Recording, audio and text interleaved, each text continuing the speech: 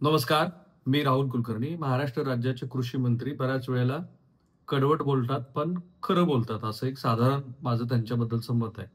काही वेळेला अनावश्यक वक्तव्य त्यांची महाराष्ट्राने बघितली, पण काल विधिमंडळामध्ये त्यांनी गेल्या 3 वर्षामध्ये पीक विमा कंपन्यांनी, राज्य सरकार आणि शेतकऱ्यांनी मिळून जे काही प्रीमियम भरलं होतं, कारण मधल्या काळामध्ये तर निवडणुका जिंकायच्या होत्या म्हणून ₹1 मध्ये पीक विमा अशी श्री धनंजय मुंडे हे कृषी मंत्री असताना योजना आपण लॉन्च केली. नंतर जशा निवडणुका संपल्या तशी आता ती योजना विथड्रॉ केली. त्यामुळं आधी त्यांनी सांगितलेल्या मुद्द्याचा भाग सांगू, पण नंतर कृषी मंत्र्याला मध्ये जो एक सविस्तर लेख आलेला आहे, त्या लेखाच्या निमित्ताने काही प्रश्न विचारू आपण. त्यांनी असं सांगितलं, की शेतकऱ्यांच्या पीक विमा योजनेतून कंपन्यांनी गेल्या 2-3 वर्षामध्ये 10,000 कोटी रुपये कमावलेले आहेत. आणि ही त्यांनी विधान परिषदेमध्ये माहिती दिली. यामुळं कंपनीचा कमाईचा जो आकडा आहे ना, तो पहिल्यांदा विधिमंडळाच्या पटलावरती आला. मी एक व्हिडिओ केलेला आहे. तो राज्यसभेमध्ये देश पातळीवरची जी आकडेमोड मांडली गेली, त्याचा आहे. त्यांनी पुढं असं म्हटलंय, की पीक विमा योजना आत्ताची जी आहे, त्याच्यामध्ये बरेच असे भाग घटक होते, की ज्यामुळे शेतकऱ्यांचा फायदा होत नव्हता, तो पीक विमा कंपन्यांचा होत होता. दुर्दैवाने गेली 10 वर्ष हेच आम्ही अनेक कृषी मंत्र्याकडून ऐकलेलं आहे, पण त्याच्यात काही सुधारणा होताना दिसत नाही. प्रत्येक कृषी मंत्री आला सत्तेवरती, की हेच सांगतो, की पीक विमा योजनेमध्ये घोळ आहे, त्याच्यात दुरुस्ती करू आणि मग ती दुरुस्ती अशी होते, की दुसरा कृषी मंत्री येऊन पुन्हा हेच सांगतो, की इतका मोठा त्यांनी लाभ उचललाय. पीक विमा योजनेत मोठे घोटाळे झाल्याचा आरोप सत्ताधारी विरोधी पक्षाच्या आमदारांनी वारंवार केला. त्या पार्श्वभूमीवर कंपन्यांनी किती रुपये मिळवले याचा आकडा शेतकरी वर्गात औत्सुक्याचा विषय होता.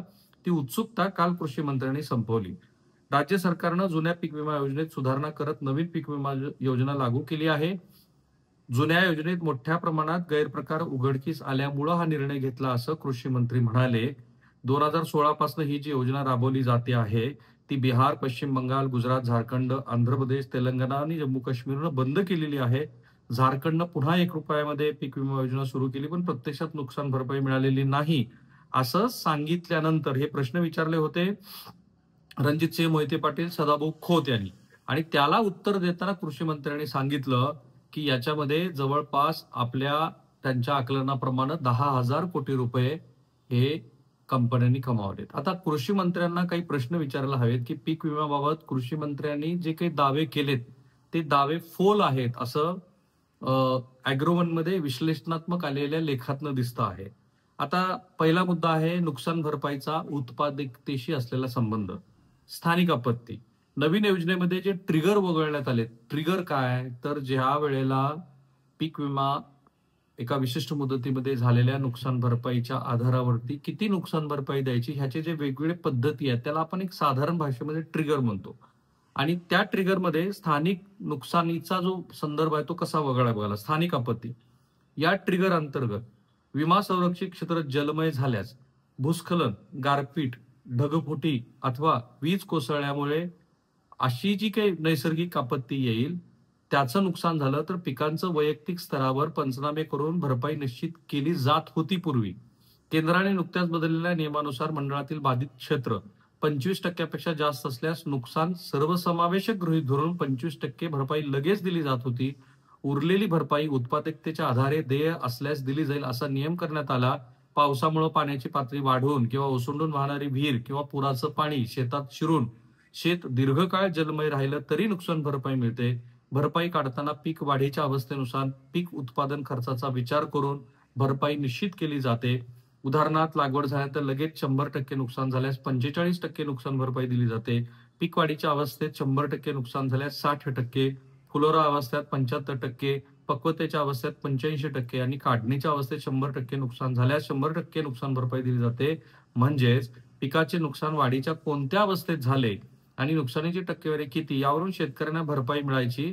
सध्या हा ट्रिगर आपण काढलेला असल्यामुळं केवळ टक्केवारीच्या आधारेच नुकसान भरपाई मिळणार आहे. त्यामुळे एकीकडे तुम्ही सांगताय, की 10,000 कोटी रुपये नुकसान झालं. दुसरीकडे हे ट्रिगर का तुम्ही बंद केलेले आहेत?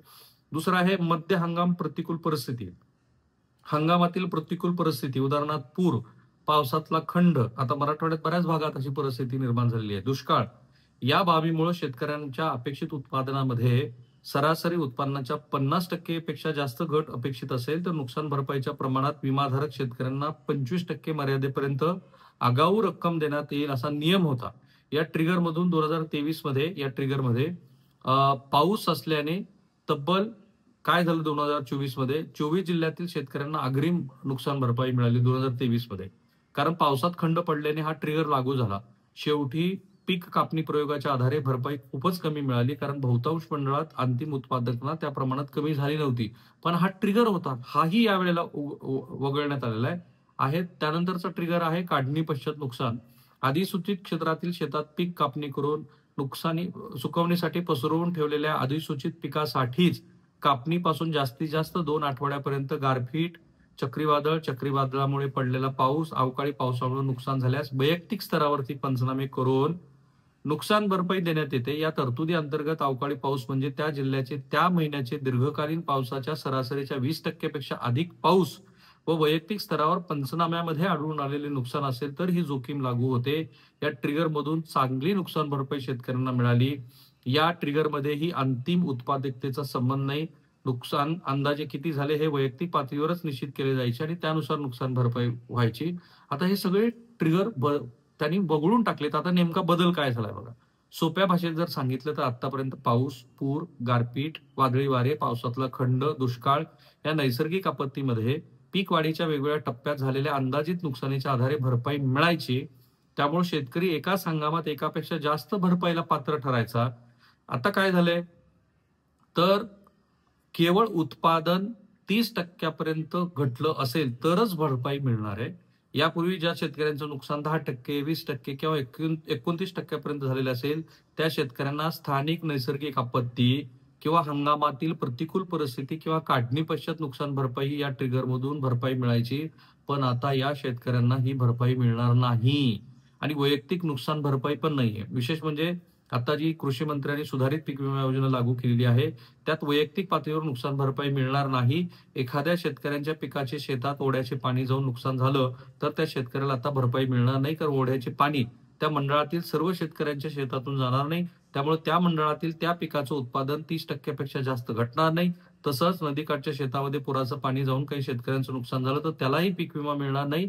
आणि माझ्या मते एकीकडे 10,000 कोटी रुपयाचं नुकसान झालं असं म्हणायचं आणि दुसरीकडे मात्र ट्रिगर जे आहे ते कमी करायचे.